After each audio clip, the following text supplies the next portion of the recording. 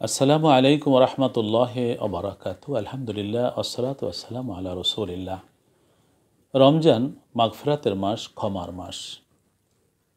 আল্লাহ রসুল সাল্লাল্লাহু আলাইহি ওয়াসাল্লাম বলছেন, আউয়ালুহু রহমাতুন আওসাতুহু মাগফিরাতুন ওয়া আখিরু ইতকুম মিনান নার।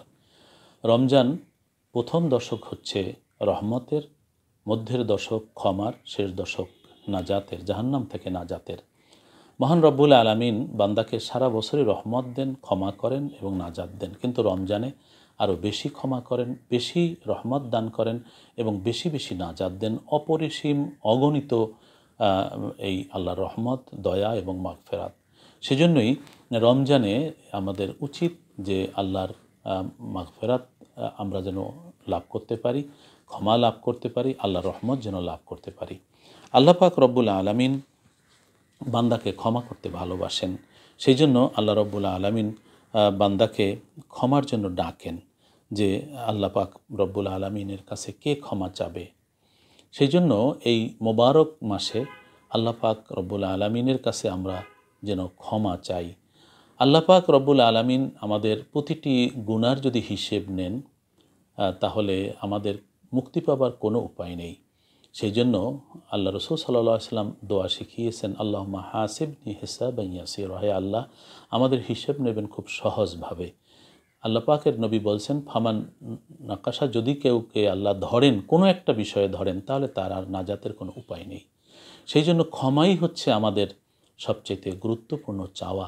আল্লাহ যদি আমাদের ক্ষমা না করেন, তাহলে আমরা আসলে কোনোভাবে ক্ষমা পাব না। সেই জন্যই ক্ষমা অর্জনের মাস, মাগফিরাত অর্জনের মাস রমজান। আমরা আল্লাহ পাক রব্বুল আলামিনের ইবাদত বন্দিগির মাধ্যমে তার কাছে ক্ষমা ভিক্ষা করতে পারি।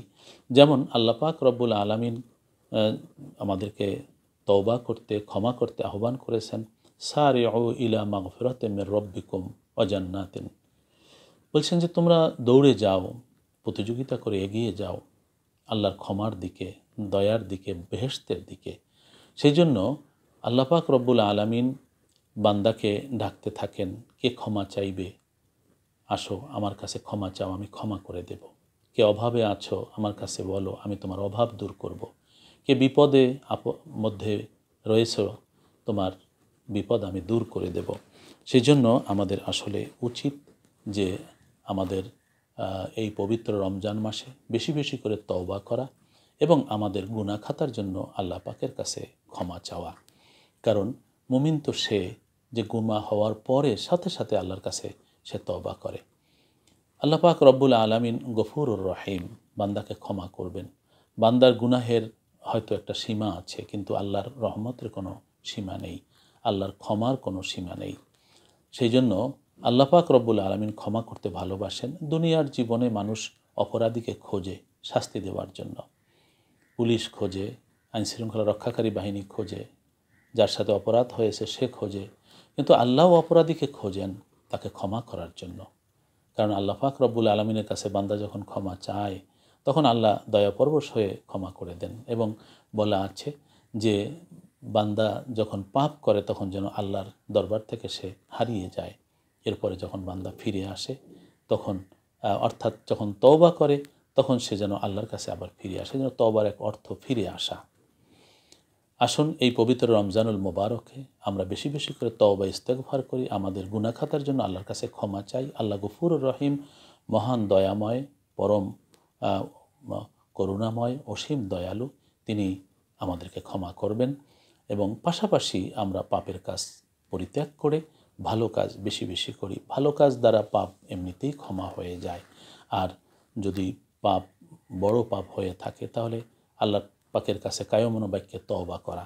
আল্লাহ বলছেন, তুবু ইলাল্লাহি তাওবাতান নাসুহা, তোমরা একনিষ্ঠভাবে আল্লাহর কাছে তওবা করো, তাহলে আল্লাহ তোমাদেরকে ক্ষমা করে দেবেন। এবং শুধু তাই নয়, তওবা করলে আল্লাহ পাক রব্বুল আলামিন এমনভাবে বান্দাকে ক্ষমা করেন যে বান্দার আমলনামায় পাপের লেখা সেটাকেই মুছে দেন। সেই জন্য বলা হয়েছে, আত-তাইবু মিনাজ যামবি কামান লা যামবা লাহু, তওবা করে যে ব্যক্তি পাপ থেকে, তার যেন পাপই হয়নি। তো এই জন্য আসুন আমরা পবিত্র রমজানের এই পবিত্র মুহূর্তগুলো যেন আমরা বেশি বেশি করে আমল করি এবং তওবা করে আল্লাহ পাকের কাছ থেকে ক্ষমা ভিক্ষা করি। আল্লাহ ক্ষমা করে দিন আমাদের সবাইকে এবং আল্লাহর রহমত দ্বারা আমাদেরকে আপ্লুত করুন। ভালো থাকুন, নিরাপদে থাকুন। আসসালামু আলাইকুম রহমতুল্লাহি ওয়া বারাকাতুহু।